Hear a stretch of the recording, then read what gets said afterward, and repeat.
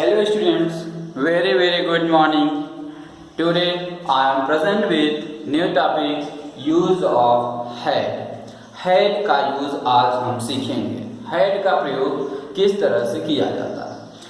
Head क्या है, दो सेंस में यूज किया जाता है. जैसे हम जानते हैं, एक तो पर्सनल मीनिंग रखता है और एक हेल्पिंग वर्ब की तरह हेड का प्रयोग किया जाता है. जब हम पास्ट परफेक्ट की बात करते हैं तो वहाँ हेड यूज होता है और ये दिखाता है कोई घटना कंप्लीट हुई थी वो पास्ट में, ठीक है ना. और इसमें दो तरह के वाक्य होते हैं. दो तरह के वाक्य मतलब एक वाक्य जो है पहले खत्म होता है, दूसरा बाद में खत्म होता है. इस तरह से हम आज जानेंगे हेड का पूर्ण कंप्लीट नॉलेज क्या and complete uses of head. You can note it, had is used in past perfect tense when our subject complete in work in past, then we use had as helping verb with verb third. Okay? मतलब had का प्रयोग past perfect में किया जाता है जब subject complete work करता है इन पास्ट टेंस में, फिर हम उसमें हैज का प्रयोग करते हैं as helping verb. Helping verb की तरह हैड का प्रयोग किया जाता है. अब आप लोग देखिए, फिर उसके बाद had also has personal meaning.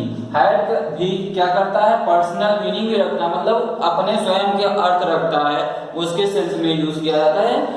If we kept something in past, keep or kept our past, then we use in our past, then we can use like has and have. जब हम बात करते हैं कि जब हमारे पास्ट में कोई चीजें थी हमारे पास, और हम हमेशा सुनते हैं कि कोई अपनी स्टोरी बता रहा होता है तो उसमें बता देता है मेरे पास ये था, मेरे पास वो था. इस तरह से मतलब कुछ लोग अपनी बखान करते हैं मेरे, कुछ लोग देखो कितना हाइपरबोल बोल देते हैं.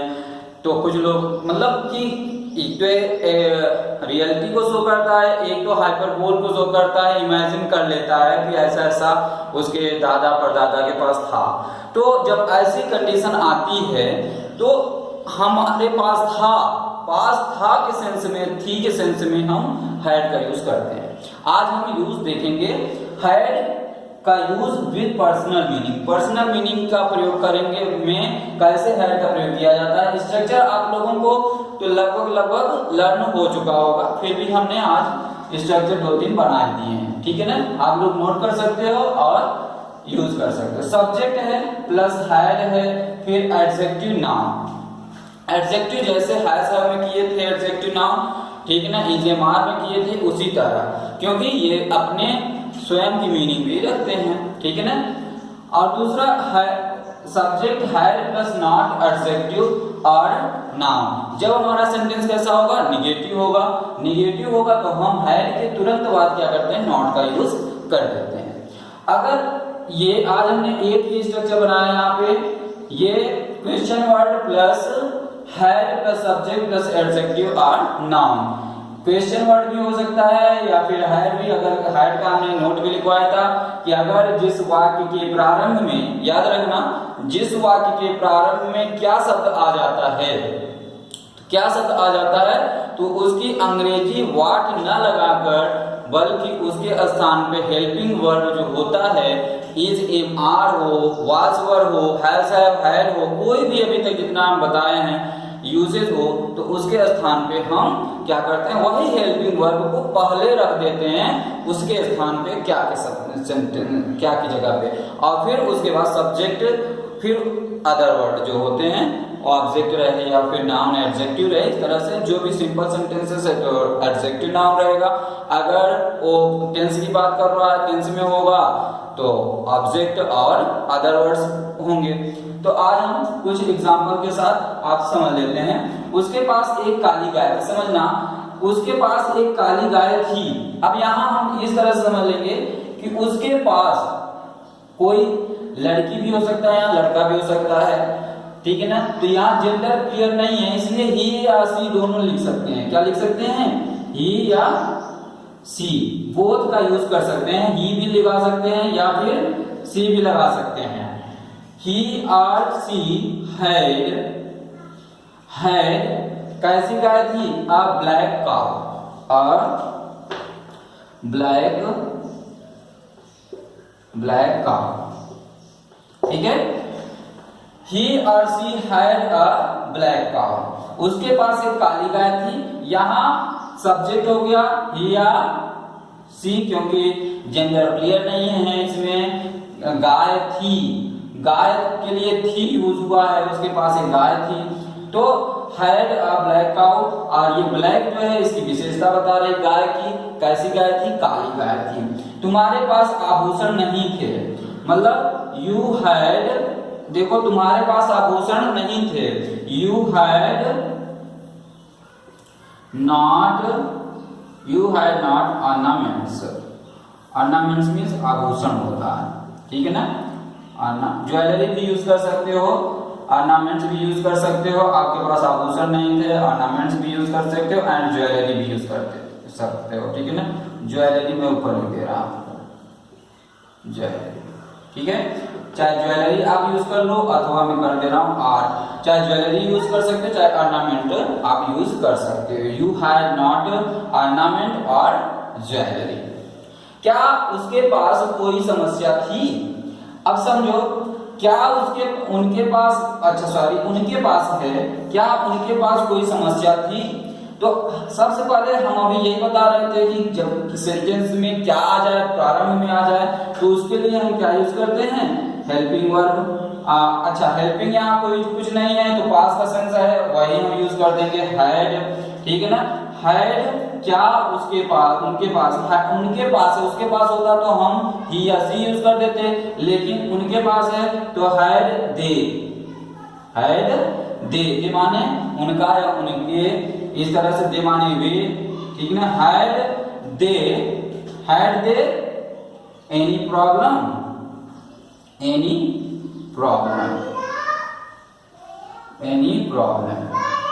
दे एनी प्रॉब्लम। सीता के पास किसकी पुस्तक थी या किसकी किताब थी? अब देखो, सीता के पास किसकी बुक थी। अब जब किसकी हम बताए थे, किसका किसकी किनके इस तरह से यूज रहे, तो हम क्या यूज करेंगे? सबसे पहले उसी को उठा के बाहर ले आएंगे। Whose book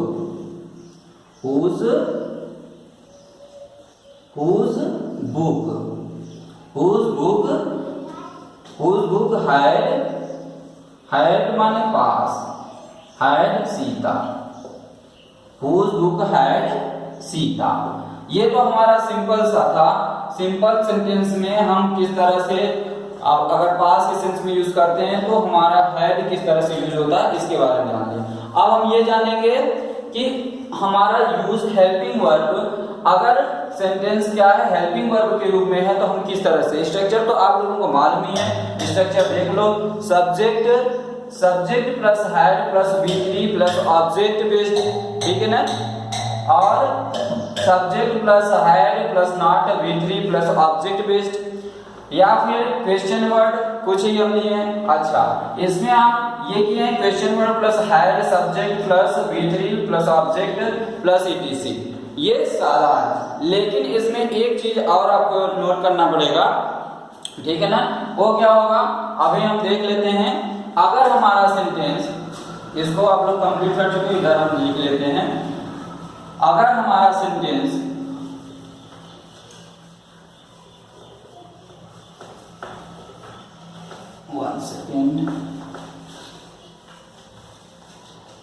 if our sentence is, कैसा है, अगर सेंटेंस में आफ्टर आ जाता है, AFTER, आफ्टर, टिल आ जाता है, टिल, या फिर अनटिल आता है, समझिएगा, टिल अनटिल आता है, तो हम क्या करेंगे, ऐसे सेंटेंस में हम बनाते हैं past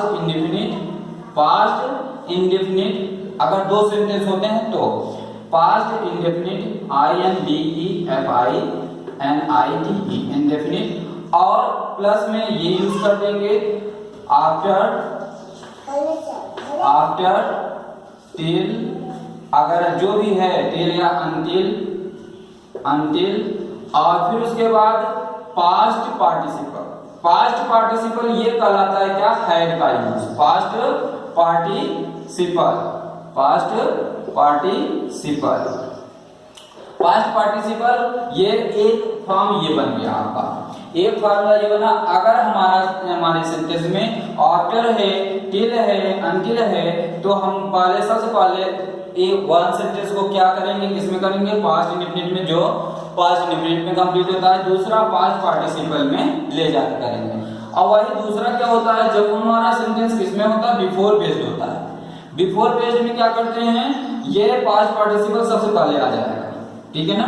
past participle, past participle मतलब ये जो यूज हम बताए हैं, ठीक है ना। Past participle, past participle plus before और प्लस हो जाएगा past indefinite, past indefinite, indefinite based, indefinite. अब देखो ये दोनों दो तरह से यूज होते हैं, और जब ये दो सेंटेंस रहेंगे तब हम देखते हैं। एग्जांपल देख लेते हैं। वर्षा होने से पहले, वर्षा होने से पहले तुम घर चले गए थे, तुम घर चले गए थे या जा चुके थे।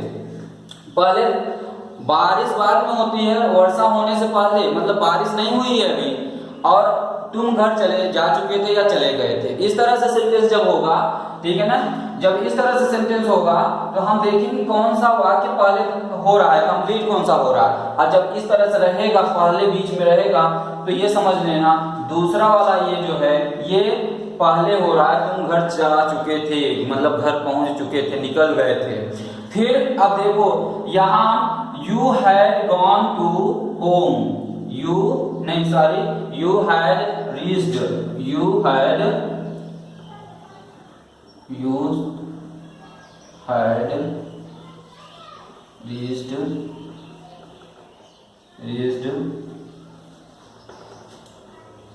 reached you had reached home before it rained, before it rained, you had reached home before it rained, मतलब आप घर पहुंच चुके थे तो बारिश हुई थी, ठीक है ना।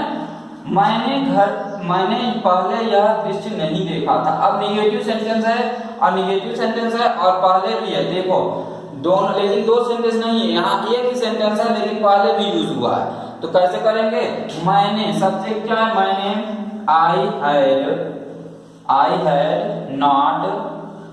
I had not she saw seen या looked, I had not looked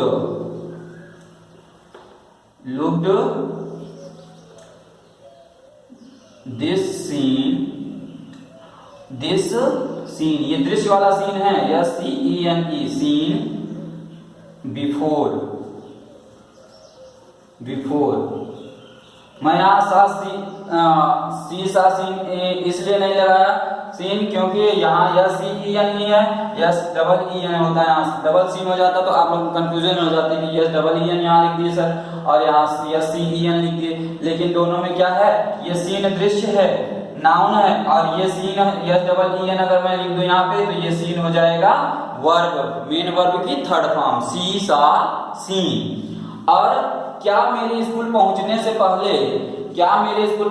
पहले घंटा बज चुका था।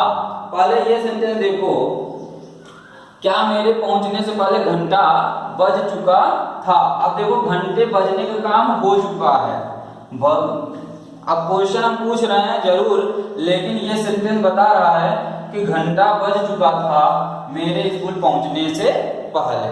अब क्या शब्द पहले लगाए तो क्या की अंग्रेजी क्या लगाओगे, हम बताए हैं कि हेल्पिंग वर्ब। हेल्पिंग वर्ब जब क्या शब्द रहे स्टार्टिंग में तो उसकी अंग्रेजी नहीं लिखते हैं, बल्कि उसके स्थान पे हेल्पिंग वर्ब का यूज कर देते हैं सेंटेंस के अकॉर्डिंग। अगर हमारा सेंटेंस पास्ट परफेक्ट में है, पास्ट पार्टिसिपल में है, तो हम हैड का यूज कर लेंगे। Had the bell ring rang rung, had the bell rung RUNG, रंग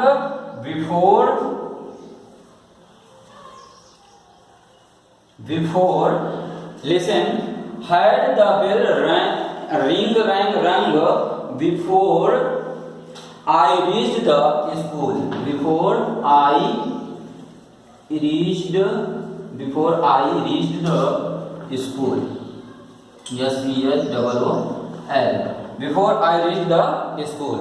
Okay students, आज हम ये सीखे हैं कि हैड का प्रयोग दो तरह से कैसे करते हैं, और हैड पर्सनल मीनिंग भी रखता है और हैड का यूज हेल्पिंग वर्ब की तरह भी किया जाता है. Okay students, thanks a lot.